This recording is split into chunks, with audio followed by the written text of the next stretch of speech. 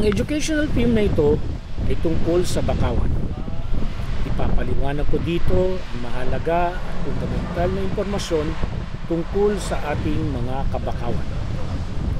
At ang napili naming lugar para i-feature ang mga bakawan ay ang isla ng Alabat sa probinsya ng Quezon. Samahan niyo ako sa lakbay siyensya na ito.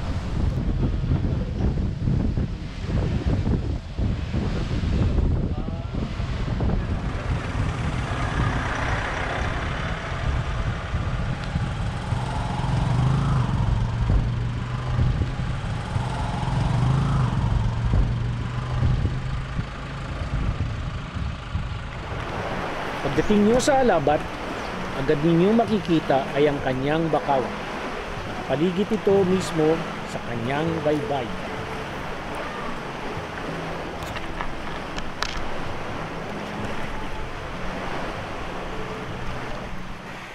Sa aking harapan ay ang isla ng Alabat. Parte ito ng probinsya ng Quezon. Sa aking palagay, ito ay isa sa pinakamagagandang isla natin sa Pilipinas sapagkat ito ay mapakita ng kagandahan ng upland, ng kanyang coastal areas, particularly ang kanyang bahura, seagrass at ang mga bakawan. At sa pamamagitan ng magagandang ecosystems nito ay nagbabahagi rin siya ng natural beauty ng lugar na ito. Kaya naman maraming katulad ko na pabalik-balik sa lugar na ito. Mangrove o Tagalog o Pilipinong salita ay bakawan ay mga klase ng shrub o puno na natatagpuan sa tubig alat o pwedeng mabuhay sa maalat na tubig. Sa technical term sa Ingles sila ay tinatawag na mga halophytes. They love the saline waters. Ito ay mga puno, pero generally, pwede natin sabihin na mga shrub at mga puno ay kasama sa tinatawag na mga bakawan.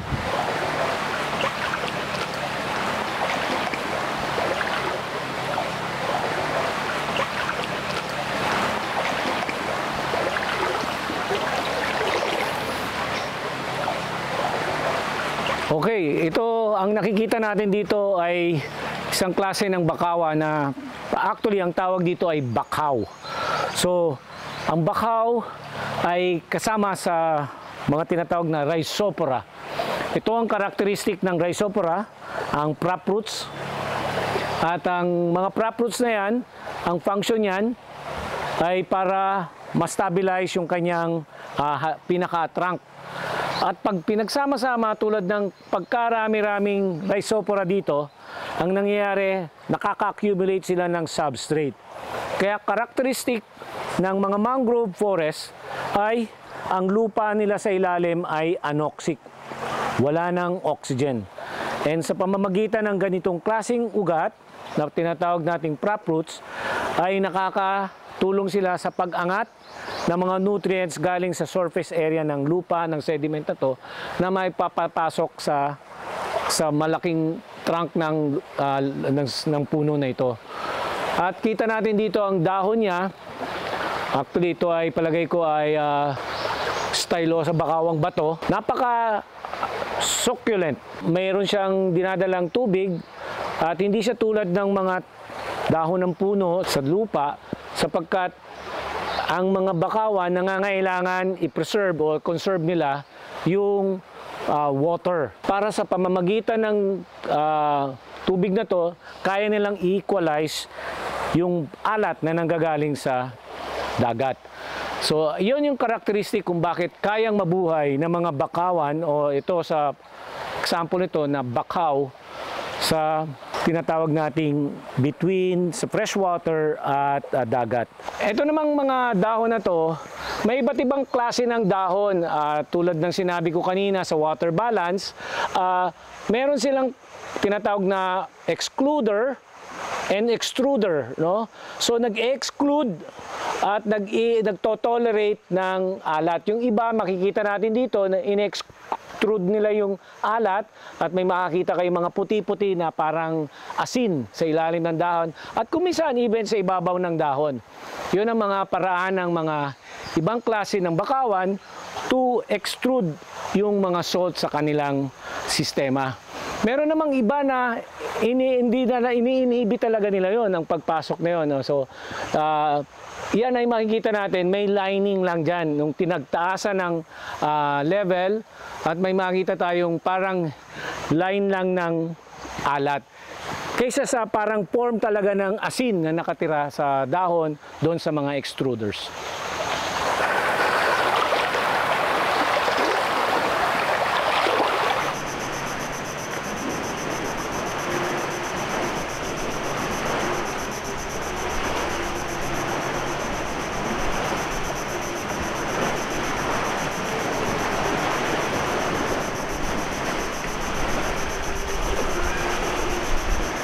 So sa aking harapan, makikita natin ang napakatanda at napakalaking bakawan.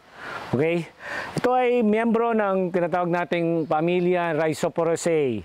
So ang ating mapapaliwanag dito ay napaka-unique na makikita natin kung hanggang saang level ang umaabot ang high tide. Kita po natin na dito, dry na po ito. So, yan po yung level kung saan umaabot ang high tide. At kita natin, tinutubuan pa nga ng mga iba't ibang klase ng algae at iba't ibang klase ng mga hayop at halaman sa mismong prop roots ng matatanda at bagong halaman na bakawan dito sa section ng forest na ito ng Alabat. At I'm very happy to say na ito ay siguro isa sa pinakamatanda dito na nakita ko sa isla ng Alabat. Napaka ganda ng pwesto niya at napapaligiran din siya ng kapwa niya malalaking iba pang miyembro o individuals ng bakawan.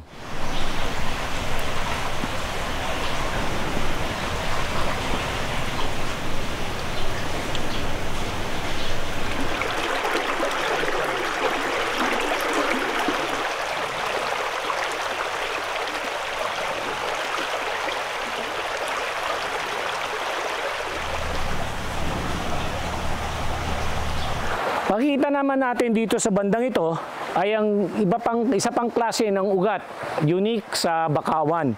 Ito ang tinatawag na pneumatophores. Ika nga ito ay parang snorkel. Tayo na nagpupunta sa tubig ng alat o pag lumalangoy tayo sa tubig, kailangan nating makaka-access ng oxygen. Ito po ang pinaka-function ng pneumatophores para sa mga puno na ito. Okay? So makikita po natin siya, kakaiba po siya kaysa sa prop roots na nandito sa tagiliran niya. Ito pong mga pneumatophores, kita nyo, matatanda na po ito kapag kalaki-laki kumpara dun sa mas maliliit. So kayang-kaya po niyang, pag nakaibabaw po siya ngayon, tuloy-tuloy ang pagkuha niya ng oxygen dito po sa hangin. So ito ay Avicennia. Classic yan sa merong mga pneumatophores. Ito namang mga Rhizopora, siya naman itong may mga prop roots. At kita natin dito, mix siya, may Avicennia ay may mix ng mga Rhizopora.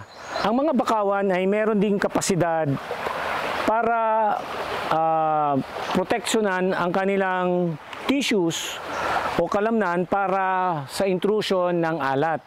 So, dito tulad ng mga prop roots, tulad ng kanilang nababasa na katawan, ay merong section na nag-eliminate, may osmosis na nangyari na balanse para yung alat ay i-exclude nung kanilang tissues. So yun yung proseso para magkaroon ng water balance ang mga halaman na nakatira sa karagatan tulad ng mga bakawan.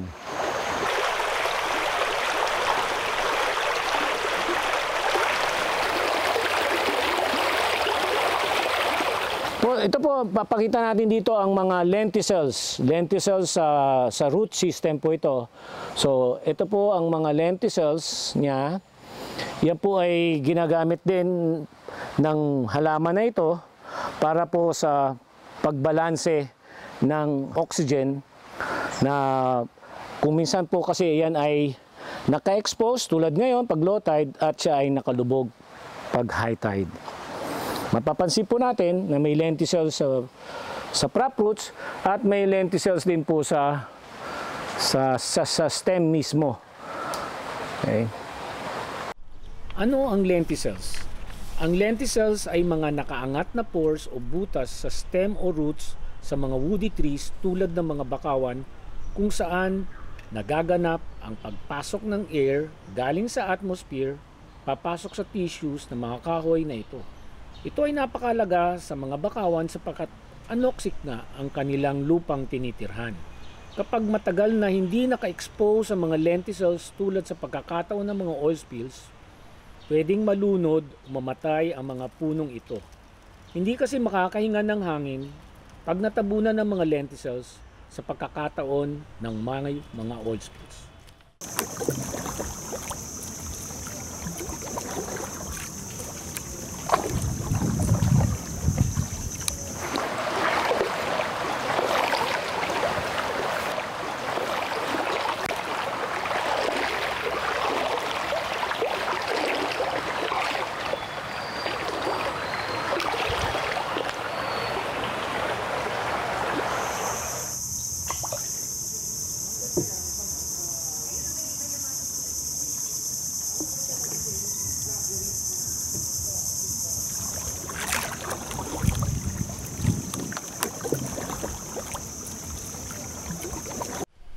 Maraming klase ng root system sa bakawan. Una ay prop roots o stilt roots. Pangalawa, pneumatophores. Pangatlo, buttress roots. At panghuli ay knee roots. Marami ring klase ng habitat types ang mangroves, depende kung saan lugar ito tumutubo. At karamihan ng mga ito ay nakikita sa Pilipinas. Ang una ay overwash mangroves. Pangalawa, fringing mangroves. Pangatlo, riverine mangroves. Pang-apat ay basin mangroves at ang panghuli ay tinatawag na scrub mangroves. Ang overwash mangroves ay typical na nakikita sa maliliit na isla na may mga mangrove forest na karaniwan ay Rhizopora.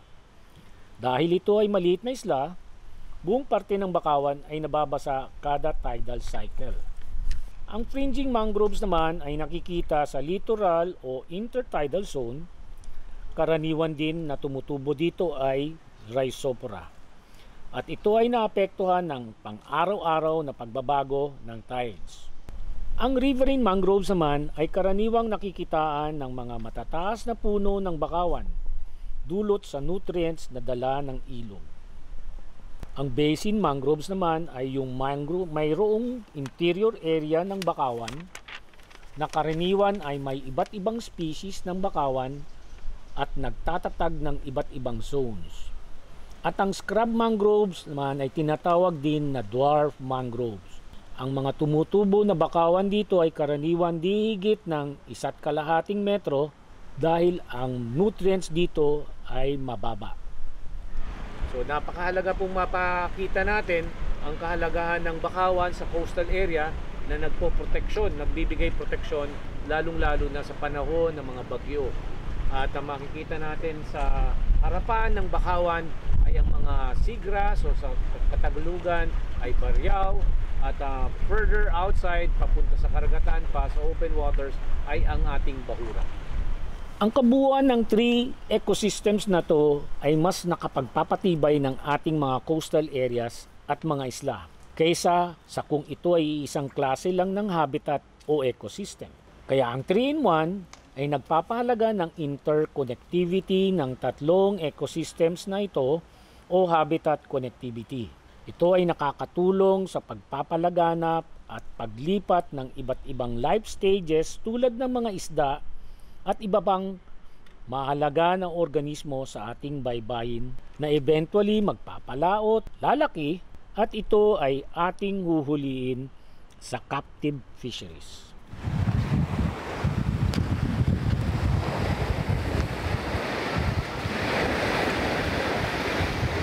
Ito po yung tinatawag nating 3-in-1, ano? So kaparte po ng sa harapan po ng bakawan ay ang baryawan o sa Ingles ay seagrasses.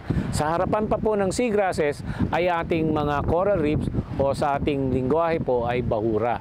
So ito po yung sa coral reef, seagrass at mangroves ay tinatawag nating 3-in-1. Napaka-karakteristik po nitong mga 3-in-1 na to sa ating mga samot-saring isla sa ating bayan ng bansang Pilipinas. Ecosystem service po ay ito yung mga binabahagi ng nature sa atin. Ang bakawan po ay napakahalaga po ng binibigay na kahalagahan ng tinatawag na ecosystem service sa atin. Una po, ang tinatawag na provisional.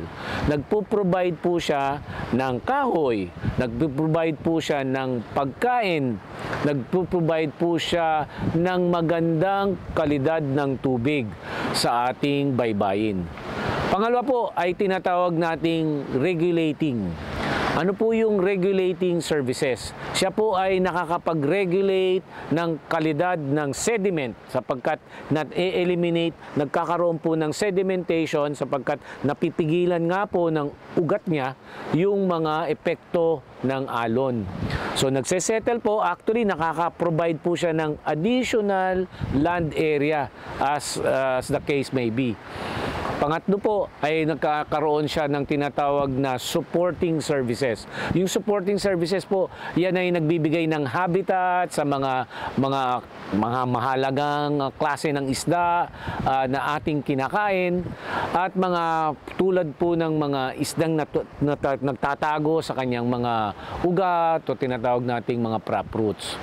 Kasama sa supporting services ng mga bakawan ay ang pagiging sink ng carbon sa pamamagitan ng kanilang woody components sa punong kahoy at sediments na anoxic, kaya nga di totally na-decompose ang mga organic matter.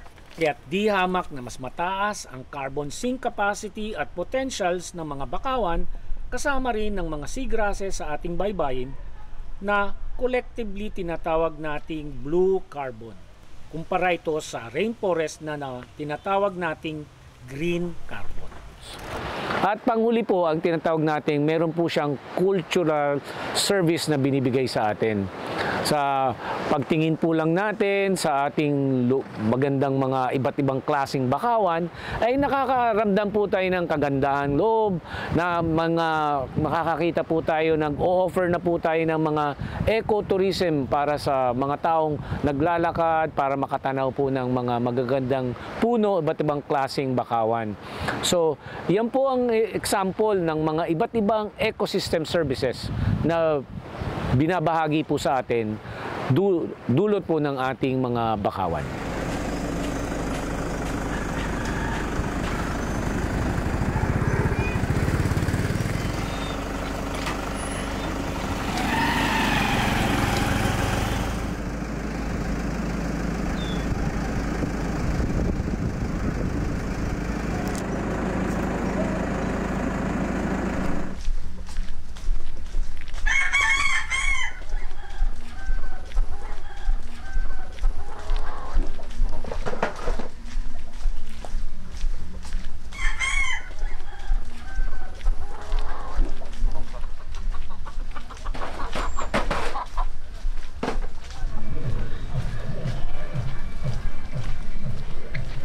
Magandang hapon po, Nay. Magandang hapon po.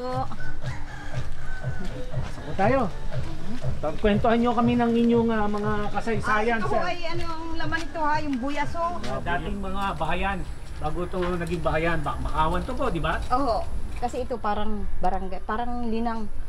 Yung maraming kahoy. Ang tawag ay lalauhan. Anong paliwanag nyo nga po sa amin yung lalauhan? Yun yung sinabing pag kami taga-lalao, ay doon kami sa mga, yung parang gubat na, bakawan. Nandun ang bahay namin. Ang laro po namin noon ay kami nanghuhuli ng katang. Bawat malalaking puno ng pipisik, yung mga ganun, yun yung mataas na yun. Mga puno niyan, marami yung mga katang, hinuhuli namin. So, dati may malalaki ding pipisik. Ito, ay diyan kami nanghuhuli. At saka, kung makikita ninyo, yung butas-butas na yan, ng ano, nung una ay ganyan din. May mga crabs dyan, di ba? May Oo, mga meron. crabs. So, yun, may pumasok pa na crabs doon sa Oo, yun. pumutik Yan. na yun. Maraming klase ng ano dyan. Tayo pa makikita mo, ayun. Yun, pumasok na. Yun. Yun, lumalabas Yun. na. Minsan lalagyan namin yan ng mga lambat na sira. Pag tsaka yung pinapainan namin ng mga dahon-dahon, yun, lalabas na yun. Ilang piraso na ho ang nahuli nyo sa ganun? Ay, marami. Marami na. Marami. Pang ulam na kagad. Ano? Oo. Nung ako'y bata pa, maganda ang source ng pagkain, lalo na sa ulam. Kakaunti pa ang bahay, so malinis pa ito kahit mga lalauhan. Pwede ka diyang manimot ng pwede mong kainin. Ay ngayon ho ay hindi na. Talagang bibili ka na ngayon. Ano kaya ang kaalaman ng mga bagong henerasyon na mga tao o mga dayo dito sa inyong lugar? Alam ba ang konteksto ng lugar na ito ay dating mga bakawan? Ang marami na ho ang hindi alam kasi sila yung nagsidating dito ay medyo hawa na, nawala na yung mga sasa, yung nipa. Dati ito, yung malalaking puno ng mga bakawan, nipa, yun, dati yung area na yan. Yung Barangay 2. So puro bahay na ngayon? Ngayon puro bahay na. So practically po itong Barangay 2 at 3, puro bakawan to? Oo, ito. Hanggang doon sa yan, matatanaw pa ninyo, mayroon pang natitira. Punong natitira. Yung ibang malalaking kahoy ginagamit sa bahay. Yung iba ginagawang panggatong. At saka talagang inaano nila yan, hinilinis nila. Pinatay nila yung ibang mga kahoy para tatambakan ng bato, tatambakan ng lupa. Kaya naging ganito ang sitwasyon ngayon.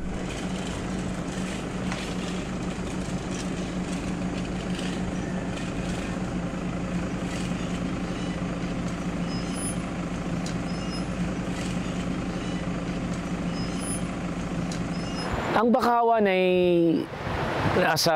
ang napakahalaga ng role sa ating, hindi lang sa ating ecology, kundi sa ating economy. Ang ating ekonomiya ay napakahalaga sa pang-araw-araw na buhay ng Pilipino. Kung walang bakawan, napakahirap imaginein kung saan titira yung mga similya ng mga isda na ating inaasam na mailagay sa ating mesa. At ang dami pong klase ng similya na nabubuhay sa bakawan. At kung wala pong bakawan, mahihirapan pong magkaroon ng proper recruitment ang mga commercial na isda na ito. Ang ekonomiya ng bansa tulad ng Pilipinas na archipelagic ay umaasa sa napakalawak na karagatan.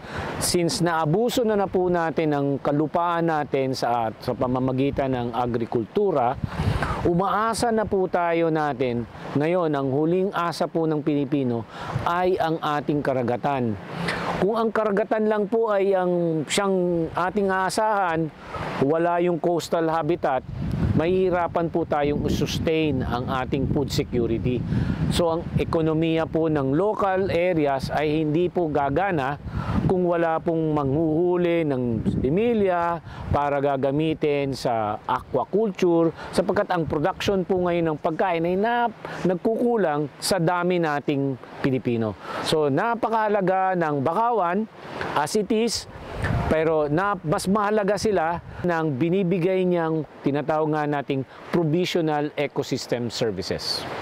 Karamihan sa historical evidence ay nagkaroon ng pag-aabuso sa mga bakawan, ginamit na troso, ginamit sa bahay, ginamit na pang-uling, lahat na ng klase na magagamit sa kahoy na nagsimula ng almost maubos ang mga bakawan. Nangyari rin yan sa Pilipinas at dinagdagan pa ng consequence na in the 70s, karamihan itong tropical islands ay nagutom. In the guise of food security, pinopromote ang aquaculture. Nagkaroon ng malawakang pag-convert ng bakawan into fish pond areas. Kasi nga, yung bakawan properties niya ay already conducive for mabuhay ang isda and the like. So ngayon ay nagsisika para ma-rehabilitate ang kanilang mga naabusong ecosystems because now they realize na mahalaga pala yung ecosystem services na pinababahagi o binibigay ng mga mangroves.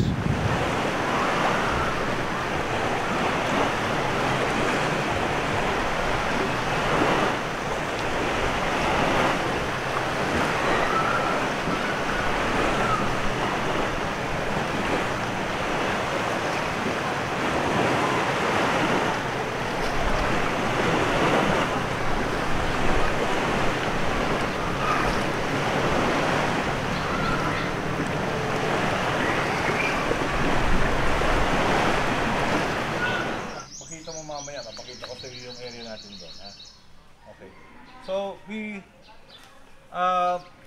naturally, not only because we wanted to, but you cannot cut any of these mangrove trees. By law, hindi pwede yun eh. But also, for some reason, that helps us. Kasi yan din ang barrier namin against the storm, di ba? It also helps us maintain our location. And the roots, as you can see, prevents water from coming in. Mabilis, di ba? So alam naman natin yan.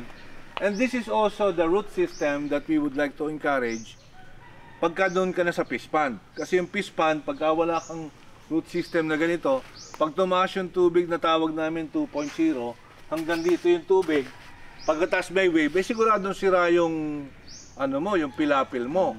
Pag meron talagang fish pond, dapat yung 20 meters from the shoreline and even from the bank of the river, kailangan preserve yan. Ang reason dyan talaga, para hindi masira yung fish pond mo. Kasi pag dumating yung habagat, yung malaking alon, talagang pag binanggayan, masisira, it will cost you a lot of money.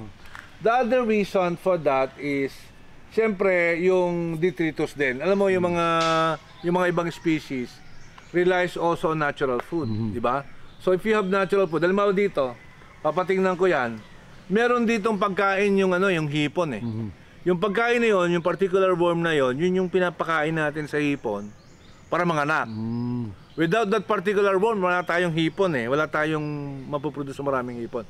So marami yun dito. Yes, marami. Kailangan lang namin patingnan pa yung mga species. But the idea is, in a clean mangrove area like this, medyo malayo ka sa urban population, lalong-lalo na sa banda doon, sigurado ko ang dami dito ng mga ganong pagkain ng hipon. And that will allow us also to increase the productivity of our broodstock na hipon, no? So ang daming pwedeng ang daming benefits eh. Yung di ba pag nasira naman ito parts, ang ginagawa natin, nagre-restore tayo. So pinipili rin natin yung appropriate na tinatanim sa ating mga bakawan. So yan ang magandang nakikita natin dito. Kala mo isang species lang yan, pero napakaraming iba-ibang klase. Iba-ibang klase. Correct. So napakaganda ng lugar na napili ninyo, no? Ito kasi natural pa to eh. Hindi ito planted. So ito na yung inabutan namin. But in other areas where plantation is happening or planting of mangroves is happening, talagang namimili naman tayo yung dating tumutubo doon. So yun yung guide natin. Kung dating ito yung tumutubo, dapat yun din ang itatanim natin. Mas mahirap kasi yung papalitan mo dahil minsan hindi lumalaki. No? Alam mo parts what's great about the Lord is that He designed it very well no? So tinan mo. Di mo yung natural sa kanya yung yung patusok, di ba? Patusok.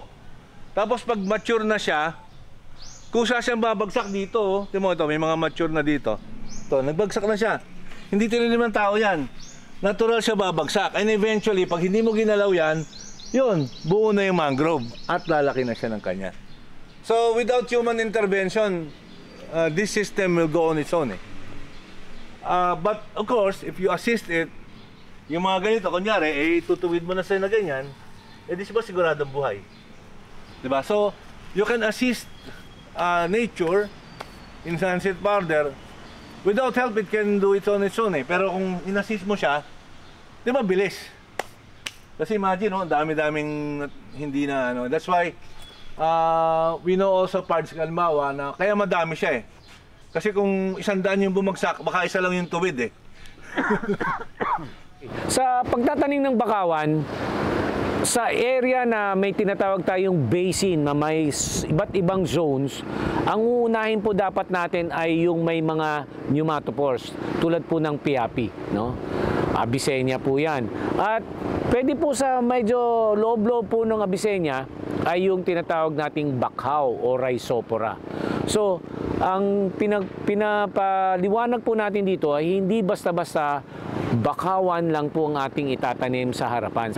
Napakarami po nating samot-saring klase ng mangrove forest sa Pilipinas At ang karakteristik po ng zonation ay na may punong may pneumatophores, ito po yung may daliri na mga ugat na parang snorkel, sila po yung mas sturdy sa alon. Nasa looban po yung bakawan sapagkat hindi po sila basta-basta sturdy sa epekto ng alon.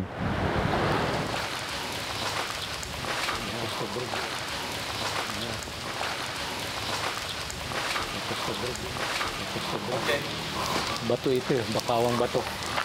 Ito, Oh, kita mo lalaki na. oo. Abisin niya. Ito sa Bulgaria.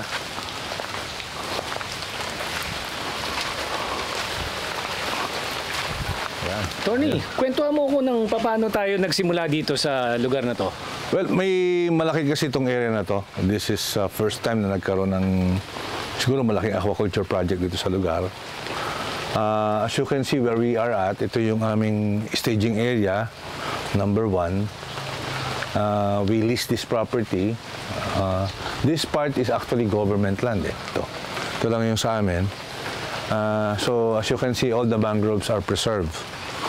So, and this helps us prevent the adverse impact of whatever element. Kasi yung feeds namin nakatago, so hindi kami tatamaan ng mga masusungit na panahon. At saka pwedeng dire-diretso yung mga tao na magtrabaho kahit masama yung panahon dahil nga, you know, our mangroves are protecting us here. So as you can see, minimum yung aming improvement dito. Talaga ang trabaho doon namin dito ay nandun sa dagat kung nasaan yung aming mga cages.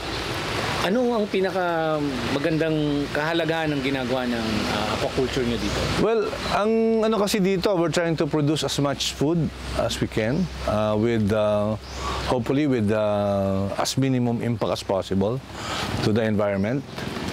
Alam mo kasi pagka magpuproduce ka ng bangos o any other marine species sa culture, dati ginagamit natin yung lupa eh.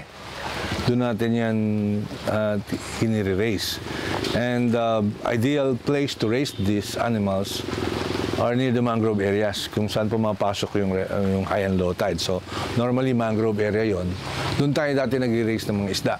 Very low in productivity, siguro mga 1 ton per year. With this effort, we can now produce so much fish without utilizing much land because we are directly using the sea as the area where production is happening. So, kwentuhan mo kami, anong kahalagahan ng lugar na to at ang bakawan nito sa inyong NGL? Well, ang bakawan kasi dito as much as possible, as I was telling most of our friends from the science community, yung ganitong klaseng pag-aalaga ng isda actually saves a lot of mangroves. Kasi dati, you need 1 hectare to produce 1 ton, no? Meaning you have to literally cut down a mangrove area, turn it into a fish pond to produce a ton of fish. Pero dito sa ginagawa nating pagkukulture ng isda using fish cages, you can produce as much as 25 tons of fish each time. So kung 2 beses ka makaproduce, that's 50 tons. No? So imagine, na-save mo na doon is 50 hectares of mangrove na. So parang kung titignan mo, we are calling this as a mangrove-friendly way of aquaculture kasi nililipat natin yung pressure from the mangrove area to the sea. So hindi na natin kailangan pang gamitin yung lupa o yung mangrove ng maramihan para lang mag-grow ng maraming isda. So our vision, I hope that the entire country will embrace this production system. Let's grow our fish in the cages, which is also very conducive for the growth of fish. To my mind, very advantageous, an efficient way of producing with less impact to the mangrove areas. You see, we have 500,000 hectares of mangrove before, and unfortunately, malaking bahagi nito nawala na. About 200,000 of these 500,000 hectares of mangroves were allocated for fish pond development, no? And siguro mga 75,000 lang yan yung actually nagamit. And other mangroves were cut, people started to live in the mangrove areas. Na nagkaroon ng urbanization, so madami na wala. Siguro mga 100,000 hectares na lang yan. So dapat wala nang babawasin. na mangrove pa. Dapat yung mga existing areas where you are raising fish, doon ka na lang, huwag ka na magdadagdag. Pagkatapos, i-maximize mo yung productivity nun. Kung hindi natin ito gagawin, then we will be forced to cut more mangroves kasi wala tayong papakain sa mga Pilipino. This is merely saying, we do not expand anymore. Dito na lang tayo, then make sure that whatever area we are utilizing right now is used very efficiently so that we can only respond to the needs of our people for protein and also yung development pa rin, economic development for the country. Yung mga tao kasi sa Alabat, they are relying on the resource very much. Hindi uso dito yung putulan ng mga bakawan. Talagang wala ka makikita rito nagpuputol ng bakawan. At yung existing mangrove areas nila, they're able to preserve. As you will see later, malalaki yung mangrove dito. Talagang matataas at saka malalaking puno. Matatanda na yung mga puno. Mahalagang ma-preserve natin yon. Lahat ng resource extractive o resource destructive activities, dalawa lang ang cost niyan eh. Either need or greed. So we have to respond to the need part. So that is providing food for our people, providing livelihood, so that we prevent the portion of us that destroys the environment because of need. So mahalagang konsepto yon. May pagkakataon po na tayo ay nakaka-epekto sa ating mga ecosystem. Hindi po yun mapapagkaila natin. So, isa pong nag-epekto ng tao sa ating bakawan ay na-clear natin o na-convert natin siya. So, ang ginagawa naman po natin tugon sa pag-restore or pag-rehabilitate ng mga bakawan ay nagtatanim po tayo.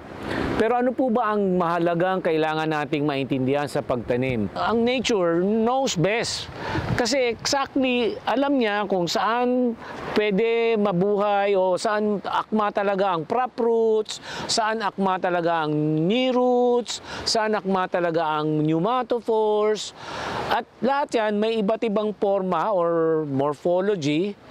At may iba't ibang paraan pag-handle ng energy. Sapagkat ang tubig ay napakalakas na nakita natin yan sa epekto ng baha, tsunami, o mag-leak man lang ang tubig sa karsada o sa ating bahay. So, that is basically why it is so important na kailangang very integrative ang approach natin sa pag-rehabilitate. Kailangan alam natin kung anong klase ng bakawan in the first place na meron tayo at anong mga iba't ibang klase ng uri ng bakawan na tunay na nabubuhay o nakikita sa lugar na yun. Pagpapa-persist or pagpaparami ng bakawan ay tayong mga tao. Sa dulot ng panahon, hindi naman masasabi na tayo ay constant lang ang growth natin. In fact, tayo ay dumami ng bahagya, even more than what the models predicted. So, anong nangyari? Naging limitado ang ating resources. Ang resources tulad ng bakawan ay naabuso natin. Kailangan natin ang patnubay ng mga taong nakakaunawa. Sapagkat ang mga taong isang kahig, isang tuka, talagang ang tingin nila sa mga bagay na mapapakinabangan ay kanilang salapi o kanilang mapagkakakitaan. At alam natin ang bakawan, ganito lang kalaki, ay magiging uling. So bago pa yan lumaki, naputol na yan ng ibang tao. So ang karamihang lugar sa ibang bansa gusto progress. Ang tingin nila sa progress ay modernization ng coastal areas nila. I-clear nila at i-convert nila itong mga bakawan na to for the sake of tinatawag na progress. And therefore, it is truly man who is the main culprit ng pagsira ng ating bakawan. Dapat ay magkaroon din ng malawakang moratorium sa pag-convert o sa pagputol ng mga bakawan. Lalong-lalo na kung matatandang puno ng kahoy sa mangrove forest ang pinag-uusapan. Ang isa pang paraan ng pamamahala at pagprotekta sa ating mga bakawan ay ang pagdeklara ng mga protected areas para dito. May mga mahalagang embayments din tulad ng Manila Bay na historically ay may malawak na kabakawan. Kaya't kailangan nating protektahan ang natitirang bakawan nito. So ito ang mga dapat nating alagaan at ingatan sa pamamagitan ng pagdeklara as Marine Protected Areas o Mangrove Protected Areas. Sapagkat karamihan ng mga MPAs base sa records ay coral reef based. Napapanahon na i-promote natin ang Marine Protected Areas o Mangrove based Marine Protected Areas.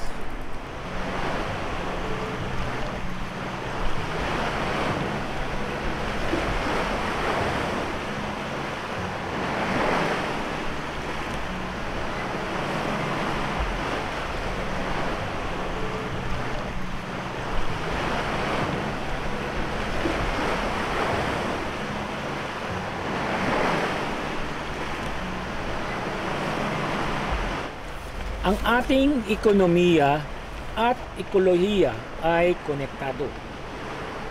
Ang pagpapanatili at kinabukasan ng ating kalikasan tulad ng mga bakawan ay nakasalalay sa ating lahat.